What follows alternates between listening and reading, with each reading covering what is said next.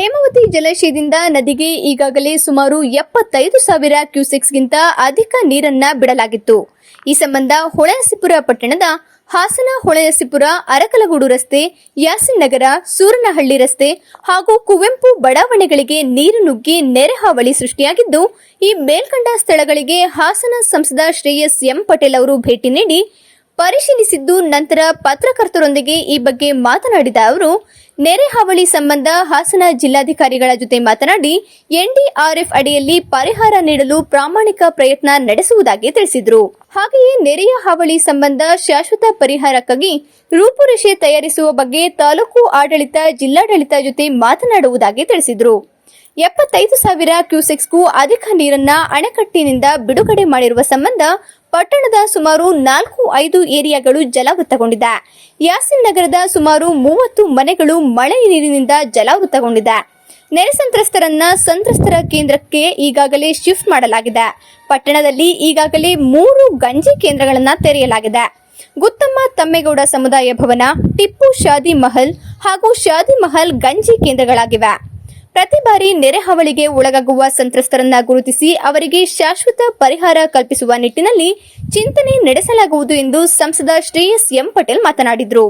ಜಲಾಶಯಕ್ಕೆ ಒಳಹರಿವು ಪ್ರಮಾಣ ಜಾಸ್ತಿ ಇರುವುದರಿಂದ ನದಿಗೆ ಹೆಚ್ಚಿನ ಪ್ರಮಾಣದಲ್ಲಿ ನೀರನ್ನ ಹರಿಸುವ ಸಾಧ್ಯತೆ ಇರುತ್ತದೆ ಎಂದು ತಿಳಿಸಿದರು. ಮೂಡಿಗೆರೆ, ಸಕಲೇಶಪುರ ಭಾಗಗಳಲ್ಲಿ ವ್ಯಾಪಕವಾಗಿ ಮಳೆ ಬೀಳುತ್ತಿದ್ದು, ಹೇಮಾವತಿ ಜಲಾಶಯಕ್ಕೆ ಒಳಹರಿವು ಪ್ರಮಾಣ ಹೆಚ್ಚಾದಲ್ಲಿ ನದಿಗೆ 1 ಲಕ್ಷ ಕ್ಯೂಸೆಕ್ಸ್ಗೂ ಅಧಿಕ ನೀರನ್ನ ಬಿಡುಗಡೆ ಮಾಡುವ ಸಾಧ್ಯತೆ ಇರುವುದಾಗಿ ತಿಳಿದುಬಂದಿದೆ. 1 ಲಕ್ಷ ಕ್ಯೂಸೆಕ್ಸ್ಗೂ ಅಧಿಕ ನೀರನ್ನ ಬಿಡುಗಡೆ ಮಾಡಿದಲ್ಲಿ ಹೊಳೆನರಸೀಪುರ ಪಟ್ಟಣದ ಹೊಳೆನರಸೀಪುರ ಅರಕಲಗೂಡು ರಸ್ತೆ, ಎಪಿಎಂಸಿ, ಅಗ್ನಿಶಾಮಕ ಠಾಣೆ, ಸರ್ಕಾರಿ ಐಬಿ, ಆರ್ಬಿ ರಸ್ತೆ, ಯಾಸಿನ್ ನಗರ, ಕುವೆಂಪು ಬಡಾವಣೆ, ಚನ್ನರಾಯಪಟ್ಟಣ ರಸ್ತೆ, ಸೂರನಹಳ್ಳಿ ಬಡಾವಣೆ, ತಟ್ಟೆಕೆರೆ, ಮೂಡಲಿಪ್ಪೆ, ಗನ್ನಿಕಡದ ಕೆಲವು ಕೃಷಿ ಪ್ರದೇಶಗಳಿಗೆ ಹಾನಿ ಉಂಟಾಗುವ ಸಂಭವವಿದೆ. ಮುಂಜಾಗ್ರತಾ ಕ್ರಮವಾಗಿ ತಾಲೂಕಿಗೆ ಎನ್ಡಿಆರ್ಎಫ್ ತಂಡವನ್ನು ನಿಯೋಜಿಸುವ ಅವಶ್ಯಕತೆ ಇದೆ. ಈ ಬಾರಿ ಅತಿ ಹೆಚ್ಚು ಮಳೆ ಆಗಿದೆ. ಒಂದ್ ಕಡೆ ಸಂತಸ ಆದ್ರೆ ಇನ್ನೊಂದ್ ಕಡೆ ಇಲ್ಲದ ಅವಾಂತರಗಳಾಗ್ತಾ ಇದೆ.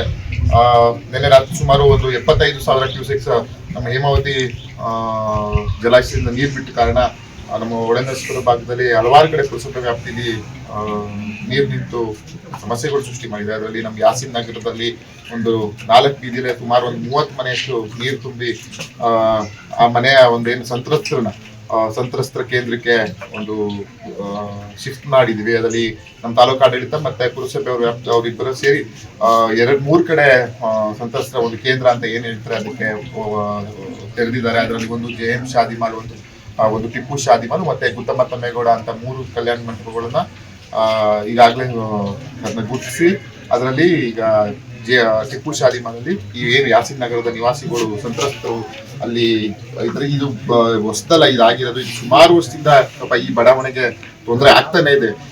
ಯಾಕಂತ ಹೇಳಿದ್ರೆ 2019 ಇದೇ ರೀತಿ ಆ ನೆರೆ ಬಂದಾಗಲೂ ಸಹ ಇದೇ ರೀತಿ ಮನೆ ಬಂತು, ನೀರು ತುಂಬಿಕೊಂತು. ಮತ್ತೆ ಸರ್ಕಾರದಿಂದ ಒಂದು 5 ಲಕ್ಷ ಮನೆ ಅಂತ ಮಾಡಿದ್ರು. ಆದ್ರೆ ಇವ್ರಿಗೆ ಖಾತೆ ಆಗಿಲ್ಲದೆ ಇರೋ ಕಾರಣ ಇದು ಇವ್ರ ಸ್ವಂತ ಜಾಗ ಇರದ ಕಾರಣ 1 ಲಕ್ಷ ರೂಪಾಯಿನ ಪರಿಹಾರವನ್ನ ತಾಲೂಕು ಆಡಳಿತ ಕೊಟ್ಟಿತ್ತು. ಈಗ ಇದಕ್ಕೆ ಶಾಶ್ವತವಾಗಿ ಇದು ಪರಿಹಾರ ಮಾಡ್ಬೇಕು ಅಂತ ನಮ್ಮೆಲ್ಲರ ಗುರಿ. ಯಾಕಂತ ಹೇಳಿದ್ರೆ ಸಲ ಮಳೆ ಆಗ್ತಾ ಇರ್ತದೆ. ಮಳೆ ಯಾರು ನಾವು ತಡೆ ಹಿಡಿಯಕ್ಕಾಗಲ್ಲ. ಮಳೆ ಆಗಿದ್ದನ್ನ ನಾವು ಮುಂದಕ್ಕೆ ಪರಿಹಾರ ಮಾಡೋದನ್ನ ಏನ್ ಶಾಶ್ವತವಾಗಿ ಏನ್ ಮಾಡ್ಬೋದು, ಈ ಕುಟುಂಬಗಳನ್ನ ಯಾರು ಜಿನ್ಯೂನ್ ಅಂತ ಏನಂತ ನೈಜ ಫಲಾನುಭವಿಗಳನ್ನ ಹುಡುಕಿ ಅವ್ರಿಗೆ ಏನಾದ್ರು ಪುರಸಭೆ ವ್ಯಾಪ್ತಿಯಲ್ಲಿ ಯಾವ್ದಾದ್ರು ಸೈಟ್ ಕೊಡ್ಸೋದು, ಏನಾದ್ರು ಒಂದು ತೀರ್ಮಾನ ಮಾಡ್ಬೇಕು.